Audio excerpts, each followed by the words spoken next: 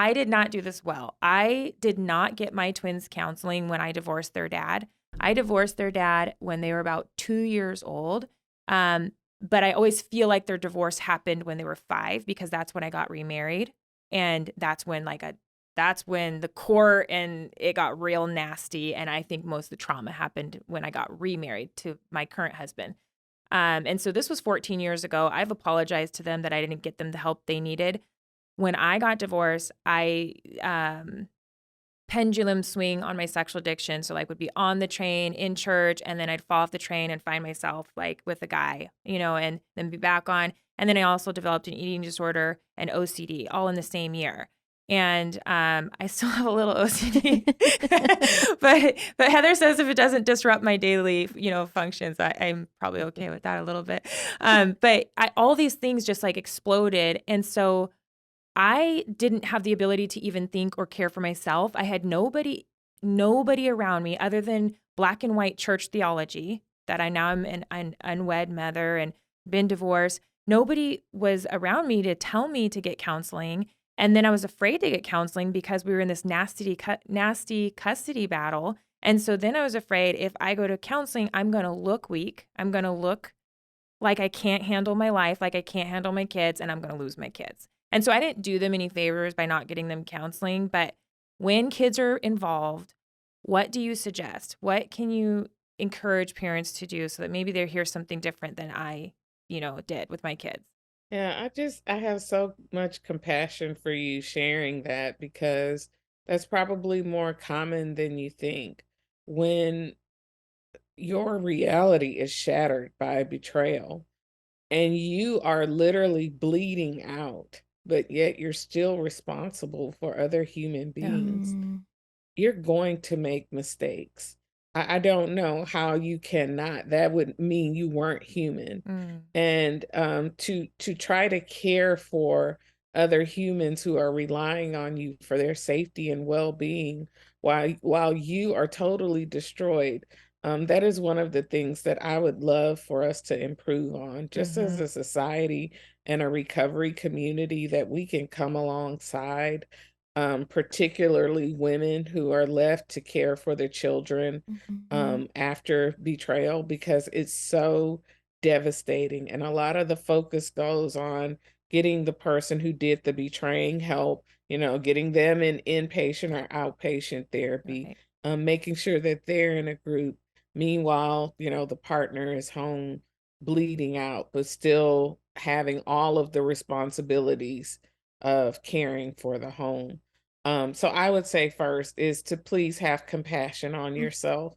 It is so hard to be a mom in our society. The expectations are unrealistic, but when you're a mom that's been betrayed and you're trying to heal from that, you have to have compassion for yourself. So that's the first thing. Mm-hmm. But the second thing I think that is most important is having age appropriate conversations with your children. They sense what's going on. They Mhm. know, and this is true for anything, right? That your children are little wise sages.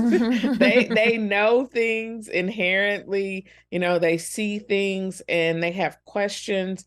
And so when they say things like, "Mommy, are you sad?" You go, "Oh, no, no, mommy's not sad. No, mommy is sad. I am Good. sad." You know how sometimes you get sad when someone hurts your feelings? Well, I'm sad because my feelings are hurt, Mm-hmm. Mhm. right? Good. And putting it in language that they can understand, and also helping them know that they're not responsible for that, that you Mhm. are an adult and you're going to take care of yourself, but that crying is normal when your feelings get hurt. Needing to rest your body is normal when you're trying to heal, because what you're also doing is teaching them how to handle the challenges that they're going to That's face really in their good. lives when they become adults. So if you model sucking it up, hiding behind closed doors, no, you don't need to bring them in on all of the details. But just enough to where you're not gaslighting them, making Mhm. them doubt their Yeah. reality or think that they're crazy because they're like, something's going on, right? Dad's on the couch, mom's in her room, Our mom doesn't want to go outside and play anymore. She looks sad. Her face is red. Mom's Mhm. gone all the time when she used to be here all the time. Right? All of these changes Yeah. that are happening.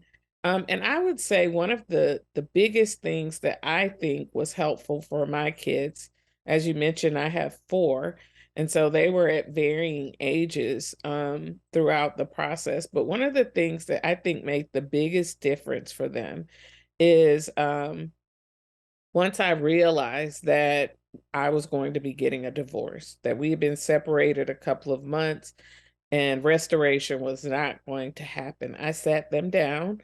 I was homeschooling at the time and had homeschooled for, many years. I was a stay-at-home mom, so they were used to a certain structure and regiment. And I sat them down and I said, there are a lot of things that are about to change about our lives. I'm going to have to go back to work, which means I'm going to need to get a job. We're going to have to move. We'll probably have to sell some things. We had no money because, my spouse chose to take the money away from us. So many things were changing so quickly.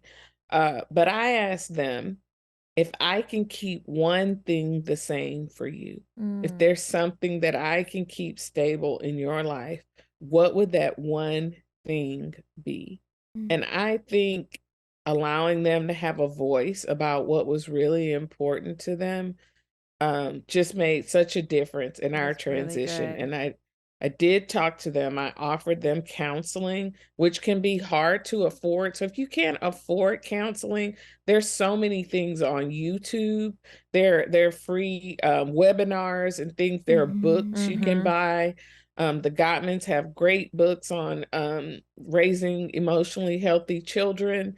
There's just so many resources on the internet now if you can't get to that counseling. But remember that you, as a parent, God gave these children to you. And when He gave them to you, He equipped you with what you need to care for them. So praying for them and with them, you can't underestimate the power of just listening, Mm. not trying to talk them out of or into anything, but just listening. Yes, that's really tough. Yeah, I can see that you're sad. I imagine it's so hard. What else?